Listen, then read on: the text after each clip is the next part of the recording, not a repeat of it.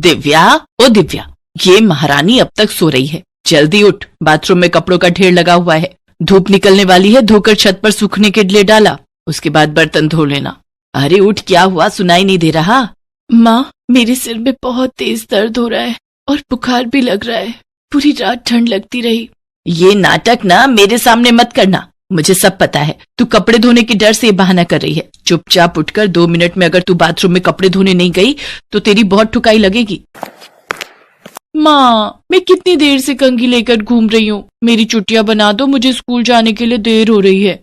आई मेरी बच्ची, अभी थोड़ा सा रुक, मैं तेरे लिए पहले गर्म दूध लेकर आती हूँ। गर्म दूध पीना बहुत अच्छा होता है, इससे दिमाग तेज होता है और पढ़ाई में भी मन लगता है। दिव्या और शालू, इन दोनों बच्चियों में इसलिए भेदभाव क्योंकि दिव्या ममता की सौतेली बेटी है और शालू ममता की अपनी बेटी है। लगभग 1 साल पहले राजवीर ममता से शादी करके आया था। राजवीर की ये दूसरी शादी थी। पहली पत्नी शोभना के गुजर जाने के बाद दिव्या की देखभाल के लिए राजवीर ने ममता से दूसरी शादी की। राजवीर शहर में काम करता था और ममता दोनों बच्चियों के साथ गांव में रहती थी। शादी के बाद ममता ने दिव्या पर अत्याचार करने शुरू कर दिए। वो दिव्या के साथ हर समय अपना सौतेलापन दिखाती थी, जिस बात से राजवीर बिल्कुल बेखबर था। मैं शालू को स्कूल छोड़ने जा रही हूँ, मेरे आने तक सारे कपड़े धोकर रखना, समझी? और ठंड का बहाना करने की बिल्कुल जरूरत नहीं है। इस स्वेटर को उतार कर यहाँ रख। तुम मुझे छोड़कर क्यों चली गई? सौतेली माँ मुझे बहुत मारती है। इतनी ठंड में वो मेरे से सारा काम करवाती है। माँ लौट आओ, तुम भगवान के पास क्यों चली गई? दिव्या घर का सारा काम करती है। वो बुखार में तपी हुई थी, पर ममता को उस पर जरा सा भी रहम नहीं आता। उसी समय दिव्या के पापा आ जाते हैं। ममता, ओ ममता, कहाँ हो? दिव्या और शालू तो दोनों स्कूल गई होंगी। अरे आपने आने की कोई खबर ही नहीं दी। दिव्या बेटा, ये तू क्या कर रही है? मैंने तुझे आराम करने के लिए कहा था ना। देखो ना, ये लड़की भी मेरी एक नहीं सुनती। इसे बुखार था, मैंने इसे आज स्कूल नहीं जाने दिया। मैंने कहा तू आज छुट्टी करके आराम कर ले। मैं शालू को स्कूल छोड़ने गई और ये पीछे से काम पर लग गई। चल छोड़ सारा काम, जाकर बिस्तर पर सो जा। मैं तेरे लिए गरम गरम मूंग दाल की खिचड़ी बनाकर लाती हूँ। ममता, ये देखकर मुझे बहुत तसल्ली है कि तुम दिव्या का कितना ख्याल रखती हो।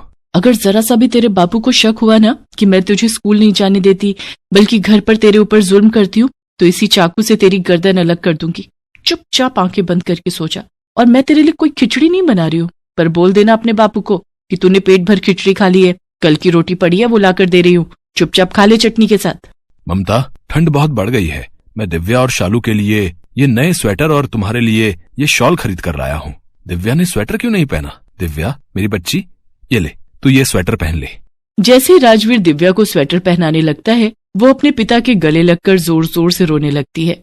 अरे मेरी बच्ची, तू रो क्यों रही है? अब तो मैं 2-3 दिन तेरे साथ ही रहूंगा। चुप हो जा। चल तू तैयार हो जा, मैं तुझे वैद्य जी के पास ले चलता हूँ। वो तुझे अच्छी सी मीठी मीठी दवाई देंगे और तू बिल्कुल ठीक हो जाएगी। पापा, अब बहुत अच्छे हो, मेरे सबसे अच्छे पापा। अगले 2-3 दिन तक राजवीर गांव में ही रहता है।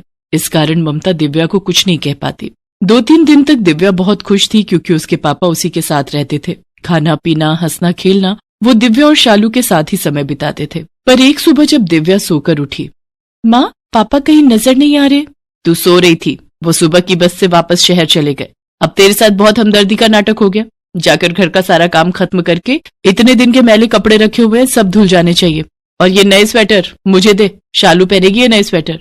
माँ, ये स्वेटर मेरे है, मैं इसे नहीं दूंगी। ये स्वेटर पापा मेरे लिए लाए हैं। ओरी मोरी मैया, इतनी गज भर लंबी जुबान, ज्यादा ही स्वेटर पर प्यार आ रहा है। आज देखती हूँ, कड़ाके की ठंड पड़ रही है, पूरी रात घर से बाहर रहेगी और वो भी बिना स्वेटर के। पूरा दिन दिव्या बिना स्वेटर पहने कड़ाके की ठंड में घर के सारे काम करती है और रात के समय ममता उसे घर के बाहर खड़ा कर देती है।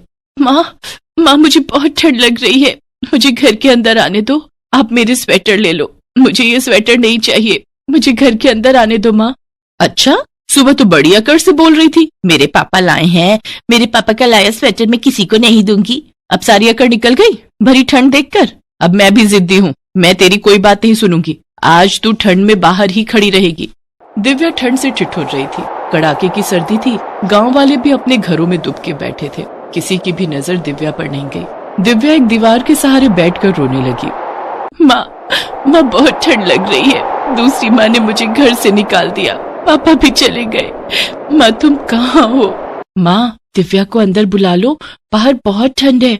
चुपचाप सो जा, वरना तुझे भी बाहर उसके साथ खड़ा कर दूंगी। बड़ी आई दिव्या की सगी बहन बनने, सौतेली बहन है वो तेरी, सौतेली। दिव्या की करुण पुकार उसकी माँ के कानों तक पहुँचती है और स्वर्गलोक में शोभना यमराज जी से विनती करती है, हे मृत्यु के देवता, हे धर्मराज, मुझे बस कुछ देर के लिए धरती पर जाने दीजिए। मेरी बच्ची ठंड में ठिठुर रही है। यमराज जी, मुझे कुछ देर के लिए धरती पर जाने दीजिए। शोभना, तुमने सदैव बहुत नेक कर्म किए हैं, सबका अच्छा सोचा है, इसलिए मैं तुम्हें 1 घंटे के लिए धरती पर जाने की इजाजत देता हूँ, पर ठीक 1 घंटे बाद तुम वापस स्वर्ग लोक में लौट आओगी। आपकी जय हो धर्मराज, आपका बहुत बहुत शुक्रिया। आपने मुझ माँ पर बहुत उपकार किया है। आपकी सदा ही जय हो यमराज जी। यमराज से विदा लेकर शोभना धरती पर पहुंचती है। राजवीर का मन बेचैन था और उसे अपनी तबीयत ठीक नहीं लग रही थी, इसीलिए वो आधे रास्ते से ही गांव की दूसरी बस पकड़कर वापस लौट आता है। उधर शोभना की आत्मा दिव्या के पास जाती है। दिव्या, मेरी बच्ची घबरा मत, देख तेरी माँ आ गई है। अपनी माँ को सामने देखकर दिव्या में हिम्मत आ जाती है और वो अपनी माँ की आत्मा से लिपट कर रोने लगती है। शोभना अपना हाथ उठाती है और उसके हाथ में एक कंबल आ जाता है। घबरा मत मेरी बच्ची, ले तू ये गर्म कंबल ओढ़ ले। माँ, दूसरी माँ मुझे बहुत मारती है, उन्होंने मुझे ठंड में यहाँ बाहर खड़ा कर दिया। पापा भी चले गए, वो मुझे पापा को कुछ भी नहीं बताने देती। माँ, मुझे यहाँ नहीं रहना, मुझे आपके साथ जाना है। नहीं मेरी बच्ची, अभी तो तुझे इस दुनिया में बहुत कुछ देखना है, तू चिंता मत कर, अब सब ठीक हो जाएगा, तू घबरा मत।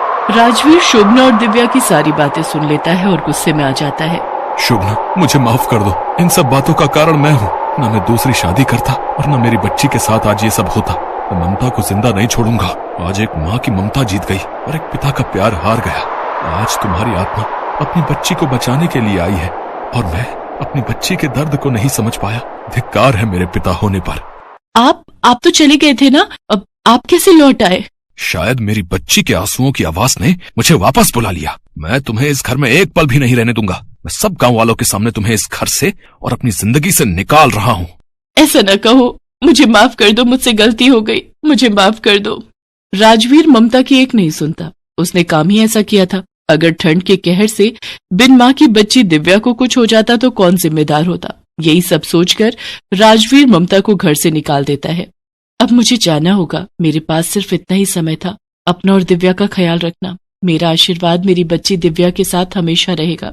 इतना कहकर शोभना की आत्मा वहां से गायब हो जाती है। उस दिन से राजवीर अपनी बेटी के लिए माँ भी था और पिता भी। दिव्या भी अपने पिता का प्यार पाकर बहुत खुश थी। राजवीर दिव्या को अपने साथ शहर ले जाता है और वहाँ एक स्कूल में पढ़ने के लिए डाल देता है। राजवीर शालू के प्रति भी अपनी जिम्मेदारी निभाता है। वो हर महीने ममता को शालू की परवरिश के लिए खर्चे के पैसे भेज दिया करता था, पर ममता को उसने पत्नी का दर्जा कभी नहीं दिया और न ही कभी माफ किया। एक समय की बात है, चित्रपुर राज्य में एक राजा अपनी रानी और पुत्री माला के साथ राज्य करता था। उसके राज्य में प्रजा बहुत सुखी थी। राजा और रानी खुशी खुशी जीवन व्यतीत कर रहे थे, पर अचानक रानी बीमार पड़ी और ज्यादातर अपने कक्ष में ही रहने लगी। रानी के कक्ष की छत पर चिड़िया का एक घोंसला था। अक्सर रानी चिड़िया के परिवार को देखती रहती थी। चिड़िया के एक छोटा बच्चा भी था। एक बार चिड़िया बीमार पड़ी और मर गई। चिड़िया के मरते ही चिड़े ने दूसरी चिड़िया को अपने घोंसले में जगह दे दी और अपने बच्चे को वहाँ से धक्का दे दिया। ये सब होते देख रानी का मन बहुत दुखी हुआ और वो सोच में पड़ गई, कहीं मेरे मर जाने के पश्चात राजा दूसरी शादी तो नहीं कर लेंगे और दूसरी माँ के आते ही मेरी माला को महल से तो नहीं। मुझे इस बारे में राजा से बात करनी ही होगी। सुनिए, मुझे वादा कीजिए कि आप मेरी मृत्यु के पश्चात दूसरा विवाह नहीं करेंगे। मेरे मरने के पश्चात आप माला के लिए सौतेली माँ नहीं लाएंगे। आप माला का पूरा ध्यान रखेंगे। महारानी, आपको कुछ नहीं होगा। फिर भी आप मुझे वचन दीजिए। ठीक है महारानी, हम वचन देते हैं, हम दूसरा विवाह नहीं करेंगे। महारानी, आप आंखें खोलिए। वैद्यराज, देखिए महारानी को क्या हुआ, ये कुछ बोल क्यों नहीं रही? महाराज, महारानी स्वर्ग सिधार गई है, अब ये कभी नहीं उठेंगी। महारानी, मैं माला को क्या जवाब दूं? वो आपके बिना कैसे रहेगी? पिताजी, माँ कहाँ चली गई? माँ कहीं भी नजर नहीं आ रही। माला बेटी, तुम्हारी माँ वो सामने आसमान में तारा बन गई है। रानी के चले जाने के बाद राजा अपना पूरा समय माला की देखभाल में ही लगाता था। उसने राजकाज संभालना छोड़ दिया था। इस वजह से मंत्री भी बहुत परेशान थे। एक दिन, महाराज, सभी मंत्री यही चाहते हैं कि आप दूसरा विवाह कर लें। प्रजा की भी यही इच्छा है। माला बिटिया को भी माँ का प्यार मिल जाएगा और राजकाज में भी आपको सहायता मिलेगी। मुझे राजकाज के लिए और माला की परवरिश के लिए दूसरा विवाह करना ही होगा। मुझे माफ कर देना महारानी, मैं आपको दिया वचन पूरा नहीं कर सका। पिताजी, ये कौन है? माला बिटिया, ये तुम्हारी नई माँ है। आज से तुम इनको माँ बुलाओगी। आप मेरी नई माँ हो? मेरी नई माँ आ गई। मैं आपको देखकर बहुत खुश हूँ माँ। अब माला को माँ का प्यार मिल जाएगा। शायद उसकी उदासी दूर हो जाए और अब वो खुश रहे। राजा ने जैसा सोचा सब कुछ उसके विपरीत ही हुआ। माला की सौतेली माँ उमा ने अपना असली रूप दिखाना शुरू कर दिया। आज से ये राजमहल में घूमना फिरना बिल्कुल बंद। आज से मेरे कक्ष की सारी साफ सफाई तुम करोगी, और यदि महाराज के कानों तक ये बात पहुंची तो मुझसे बुरा कोई नहीं होगा। दासियों, आज से इसे भी अपने साथ कामकाज में लगाओ और इस पर बिल्कुल भी तरस खाने की जरूरत नहीं है, समझी? पर माँ, मैंने तो कभी इतना काम नहीं किया। आप मेरे साथ ऐसा बर्ताव क्यों कर रही हो माँ? मैं इसलिए तेरे साथ ऐसा बर्ताव कर रही हूँ क्योंकि तू सौतेली है, समझी? धीरे धीरे दिन बीतने लगे। उमा माला पर बहुत अत्याचार करती थी। कुछ समय पश्चात उमा ने एक बेटी को जन्म दिया, पर उसकी बेटी को जन्म के थोड़े समय बाद चेचक निकल आई और उसके चेहरे पर चेचक के निशान रह गए, जिसकी वजह से उमा माला से और नफरत करने लगी। माँ, तुम मुझे छोड़कर क्यों चली गई? नहीं माँ, मुझे बहुत तंग करती है माँ। वो मुझे भूखा रखकर सारा दिन काम करवाती है। मैं पिताजी को भी कुछ नहीं कह सकती, नहीं तो नई माँ मुझे बहुत मारेगी और मुझे इस महल से बाहर निकाल देगी। ये रोशनी कैसी है? माँ, तुम आ गई? मैंने तुम्हें बहुत याद किया माँ। तुम्हें भूख लगी है ना? कुछ खाओगी? हाँ माँ, वो दूसरी माँ मुझे खाना भी नहीं देती और बहुत काम करवाती है। माला बेटी, ये जादुई घड़ा है।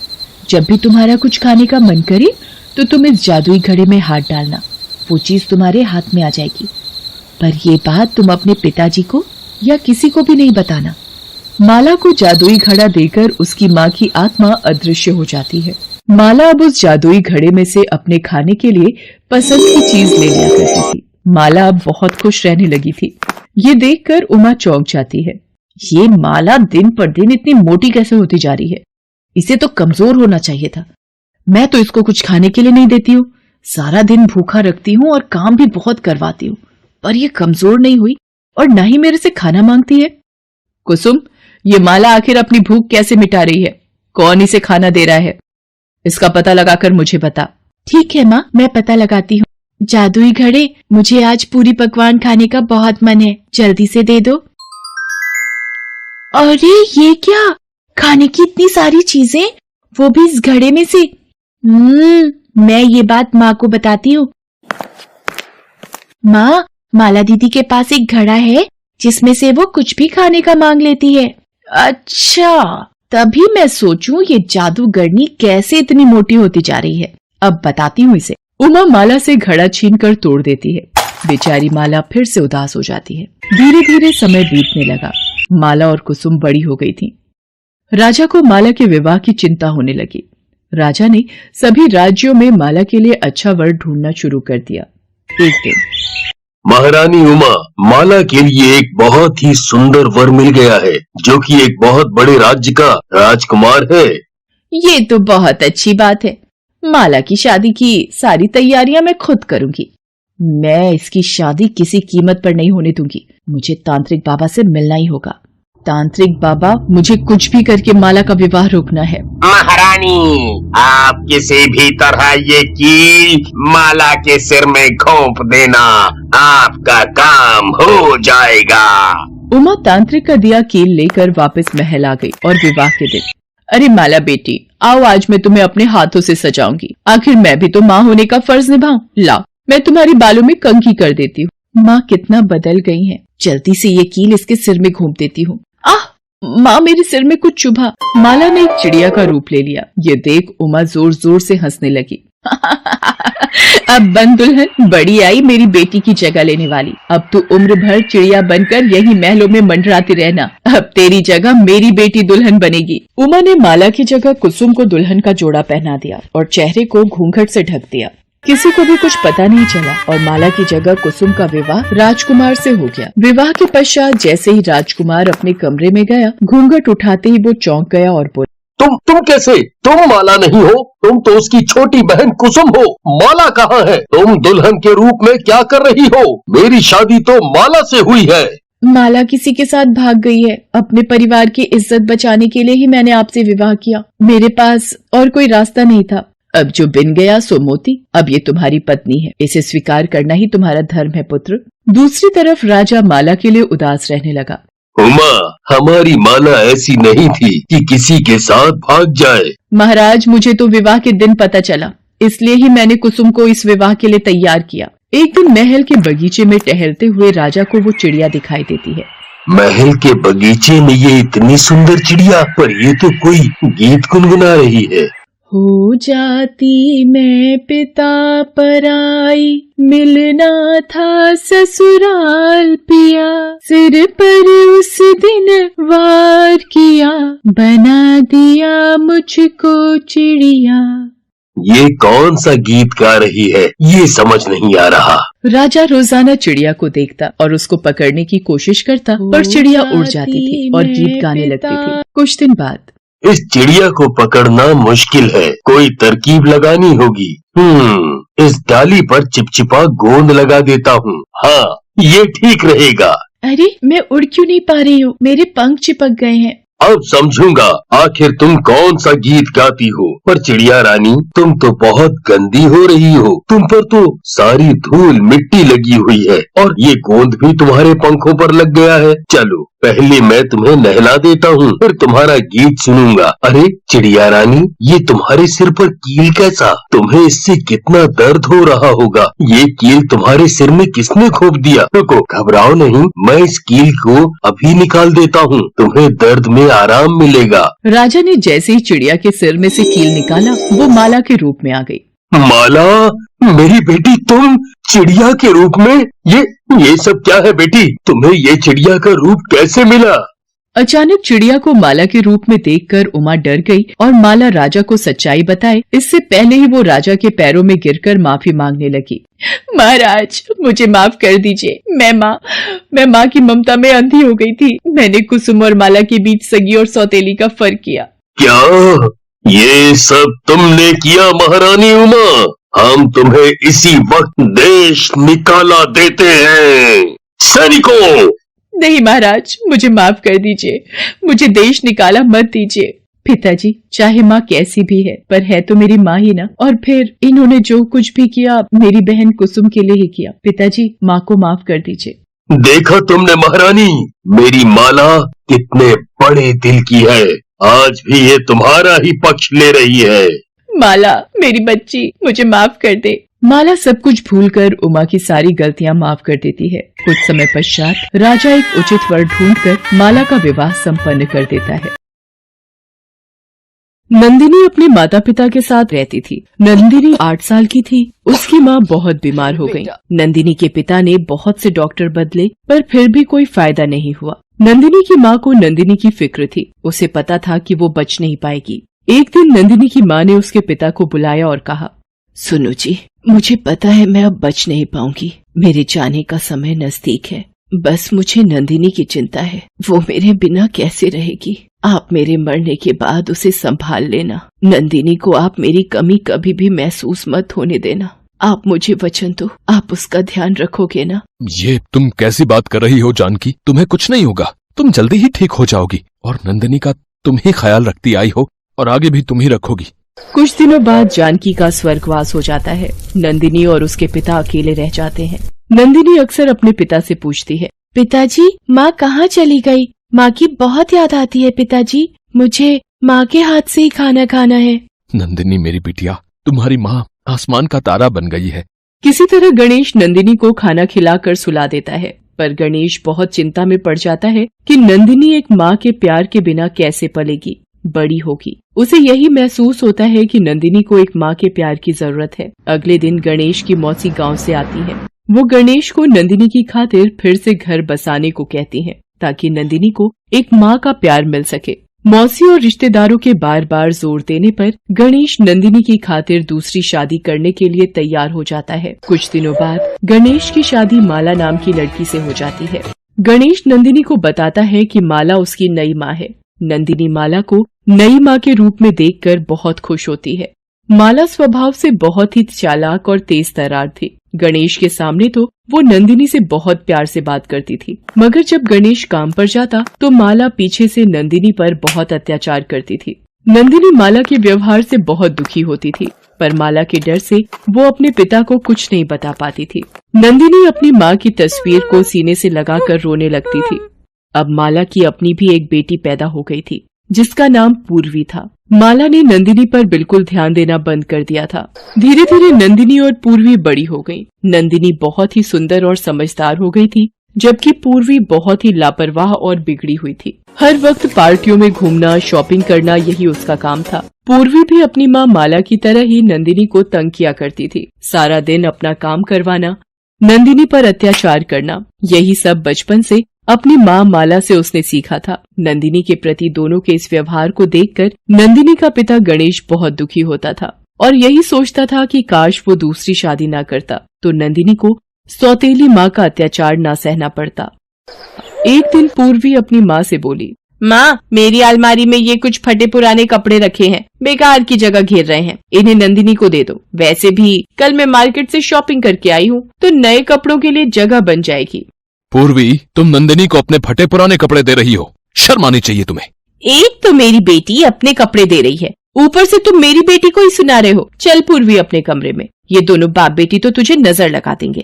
नंदिनी रोने लगती है। गणेश नंदिनी को चुप होने को कहता है। एक दिन पूर्वी को एक फोन आता है, जिसे सुनकर वो खुश हो जाती है। वो अपनी माँ माला से कहती है, माँ, अभी अभी मेरी सहेली सुषमा का फोन आया है। हमारे शहर में एक बड़ी कंपनी अपनी मैगजीन के कवर पेज के लिए बेस्ट मॉडल चुनने के लिए ऑडिशन लेने वाली है। इसके लिए एक स्टेज शो होगा। जो भी मॉडल ड्रेस में सबसे अच्छी दिखेगी वही ये स्टेज शो जीतेगी। माँ, मैं ही वो कंपटीशन जीतना चाहती हूँ। मेरी जगह और किसी भी मॉडल की फोटोज मैगजीन के कवर पेज पर नहीं छपेगी।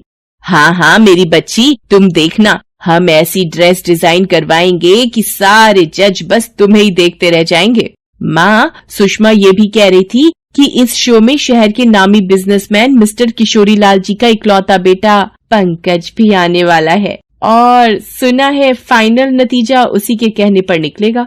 अरे, ये तो बहुत ही बढ़िया बात है। अगर एक बार किशोरी लाल के बेटे को तुम अपनी खूबसूरती का दीवाना बना दो और वो तुमसे शादी करने के लिए पागल हो जाए तो कसम से हमारी तो जिंदगी ही बदल जाए। बस अब देर मत कर, जल्दी से तैयारी में लग जा इस कंपटीशन की। नंदिनी उन दोनों की सारी बातें सुन रही होती है और फिर अपनी ओर देखती है। फटे पुराने कपड़े, धूल से सने बाल। वो अपनी ओर देखकर चुप हो जाती है। गणेश नंदिनी को उदास होता देख उसके पास जाता है और उससे कहता है, नंदिनी मेरी बिटिया, आज तेरी इस हालत का जिम्मेदार मैं हूँ। न मैं दूसरी शादी करता और न ही माला जैसी अत्याचारी सौतेली माँ तुझे मिलती।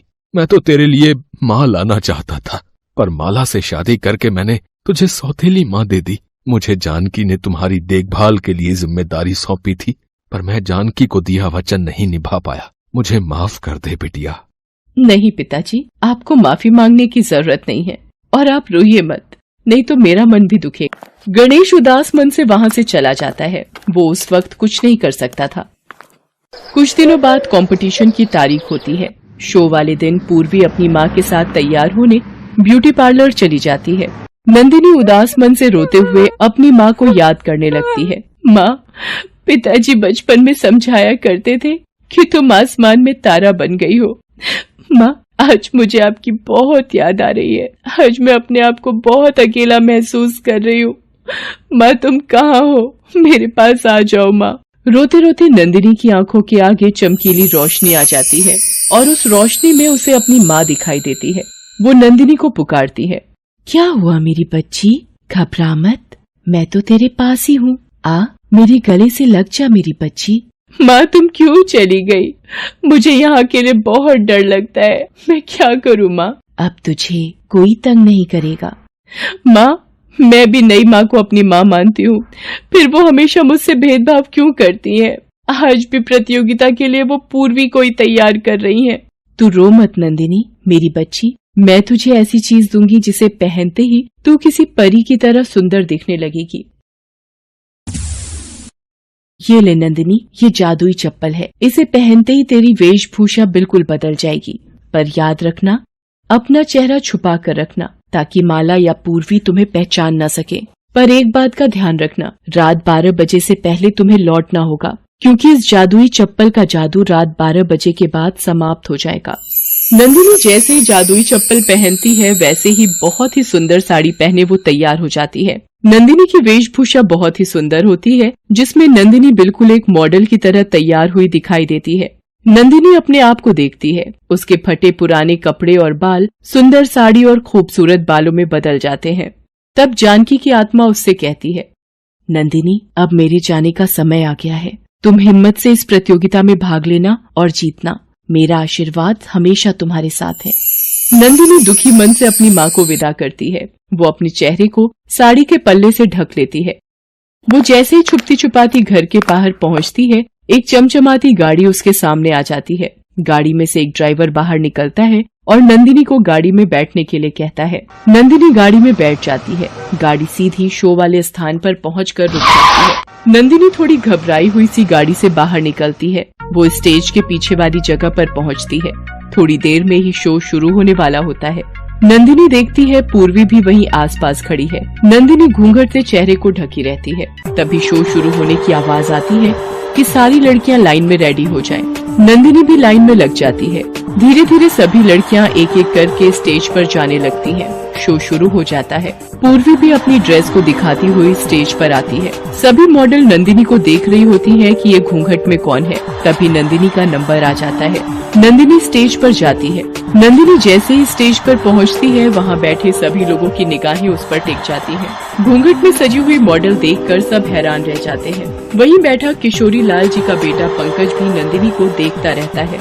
माला की नजरें लगातार नंदिनी पर टिकी हुई थी कि आखिर ये कौन है। नंदिनी वहाँ बैठे सभी लोगों को हाथ जोड़कर नमस्कार करती है। तभी वहाँ की घड़ी में 12 बजने का संकेत होता है। नंदिनी घबरा जाती है और स्टेज के पीछे आने लगती है। पंकज जब उसे ऐसा करते हुए देखता है तो वो भी उसके पीछे पीछे जाता है। पंकज को पीछे आता देख नंदिनी घबरा जाती है। जादुई चप्पल का जादू खत्म हो चुका होता है, इसलिए वो गाड़ी भी वहाँ से गायब हो चुकी होती है। बड़ी मुश्किल से नंदिनी एक ऑटो रिक्शा को रोकती है और जल्दी से उसमें बैठने लगती है। तभी उसकी एक चप्पल वहाँ गिर जाती है। नंदिनी चप्पल वहीं छोड़ ऑटो रिक्शा में चली जाती है। नंदिनी फिर से अपने उसी रूप में आ जाती है। पंकज वहाँ आता है और देखता है कि नंदिनी वहाँ नहीं है। तभी उसकी नजर नंदिनी के पैर से छूटी चप्पल पर पड़ती है। वो उस चप्पल को उठा लेता है और अपने पास रख लेता है। नंदिनी जैसे तैसे घर पहुँचती है। माला भी पूर्वी के साथ घर पहुँच जाती है। मुझे तो अभी तक ये समझ नहीं आ रहा कि वो मॉडल कौन थी जिसने साड़ी में घूंघट निकाल रखा था। अरे होगी कोई राह चलती सस्ती मॉडल। ये सब छोड़ो माँ, बस तुम देखना, ये खिताब तो मैं ही जीतने वाली हूँ, क्योंकि पंकज की नजरें सिर्फ मुझे ही देख रही थी। नंदिनी चुपचाप उनकी बातें सुनती रहती है। अगले दिन पंकज अपने ऑफिस में आता है और मैनेजर को बुलाता है। सुधीर, मुझे वही मॉडल चाहिए अपने कवर पेज के लिए जिसने कल रात साड़ी के साथ घूंघट कर रखा था। उस मॉडल का लिबास बहुत ही सुंदर था। मुझे सभी मॉडल की लिस्ट चाहिए। ये जितने भी मॉडल कल स्टेज शो में भाग लेने आई थी, एक एक करके उन सभी के घर का पता निकालो। ये चप्पल उन्हीं में से एक मॉडल की है। हमें पता करना है कि जिस मॉडल के पैर में ये चप्पल पूरी आ जाएगी, वही कल रात साड़ी में थी। पंकज मैनेजर को सभी मॉडल्स के घर भेजता है। मैनेजर एक एक करके सभी मॉडल्स के घर जाता है और उन्हें उस चप्पल को पहनने को कहता है, पर चप्पल किसी भी मॉडल के पैर में पूरी नहीं आती। मैनेजर वापस लौट आता है और पंकज को सारी बात बताता है। पंकज सोच में पड़ जाता है कि आखिर वो कौन थी जो कल साड़ी में घूंघट किए शो में भाग लेने आई थी। पंकज ऑफिस से घर आ जाता है। रात को सोते वक्त पंकज के सपने में नंदिनी की माँ जानकी की आत्मा आती है। उठो पंकज, तुम जिस लड़की की तलाश में हो वो तुम्हें पूर्वी के घर पर ही मिलेगी। तुम कल एक बार फिर से पूर्वी के घर जाओ। वहाँ जाकर चप्पल उस लड़की को पहनाना।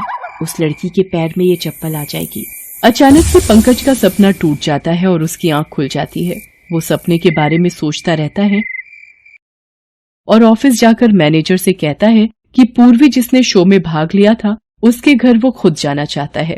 पंकज पूर्वी के घर पहुंचता है, पर उसे वहां माला और पूर्वी के सिवा कोई दूसरी लड़की नजर नहीं आती है। वो माला से कहता है, क्या आपके घर से किसी और लड़की ने भी शो में भाग लिया था?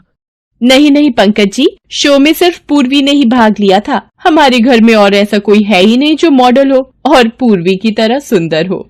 ये कौन है जो सामने झाड़ू लगा रही है? पंकज जी, ये हमारे घर में काम करती है। सुनो, जरा इधर आना। जी, आपने मुझे बुलाया? जरा इस चप्पल को पैर में पहन सकती हैं आप? माला और पूर्वी पंकज को ऐसा करते देख हैरान हो रही थी, क्योंकि उनको भनक तक नहीं थी कि नंदिनी ही वो मॉडल हो सकती है। पंकज नंदिनी को वो जादुई चप्पल पहनने को कहता है। नंदिनी जैसे ही वो चप्पल पहनती है उसके पैर में पूरी आ जाती है। पंकज को यकीन हो जाता है कि नंदिनी ही असली मॉडल है जो कल रात साड़ी में आई थी। पंकज नंदिनी को दूसरी चप्पल लाने को कहता है। नंदिनी अंदर जाकर दूसरी चप्पल लेकर आती है। सब देखकर हैरान रह जाती हैं कि नंदिनी ही असली मॉडल है। तभी नंदिनी का पिता गणेश आ जाता है। नंदिनी सारी बात अपने पिता को बताती है कि किस तरह वो कल शो में भाग लेने के लिए गई थी। गणेश नंदिनी पर बचपन से माला और पूर्वी द्वारा किए जाने वाले सारे अत्याचारों के बारे में पंकज को बताता है। वो पंकज को बताता है कि नंदिनी बचपन से ही अपनी माँ को खोने के बाद माला के अत्याचारों को सह रही है। पंकज को याद आता है कि कल रात जो उसके सपने में आई थी वो नंदिनी की असली माँ जानकी की आत्मा थी। वो गणेश को सपने की बात बताता है। नंदिनी रोने लगती है। गणेश उसे चुप कराता है और कहता है, नंदिनी, तू रो मत मेरी बेटी। देख, तेरी माँ का आशीर्वाद तेरे साथ है और हमेशा रहेगा। तेरी माँ ने जादुई चप्पल देकर तेरी सहायता की। अंकल जी, आप चिंता मत कीजिए, इन दोनों को मैं अभी पुलिस के हवाले करवाता हूँ। अपनी ही बेटी पर अत्याचार करने के जुर्म में इन्हें सजा भी हो सकती है। शायद ये इस बात से बेखबर है। नहीं नहीं पंकज जी, ऐसा मत कीजिए। ये मेरी माँ और बहन जैसी भी हैं, पर है तो मेरी अपनी ही ना। मैं अपनी माँ को और अपनी बहन को जेल में नहीं देख सकती। ऐसा मत कीजिए पंकज जी, पुलिस को मत बुलाइए। तुम दोनों देख रही हो, तुमने इस पर कितने अत्याचार किए, कितने कष्ट दिए, फिर भी ये लड़की आज भी तुम दोनों का ही ध्यान रख रही है, तुम दोनों के बारे में ही सोच रही है। अब तो सुधर जाओ तुम दोनों, भगवान से थोड़ा तो डरो। नंदिनी की बातें सुनकर माला और पूर्वी दोनों रोने लगती हैं और माफी मांगने लगती है। नंदिनी उन्हें माफी मांगने के लिए मना करती है। नंदिनी की आंखों में खुशी के आंसू होते हैं। उसे अपनी माँ और बहन मिल गए थे।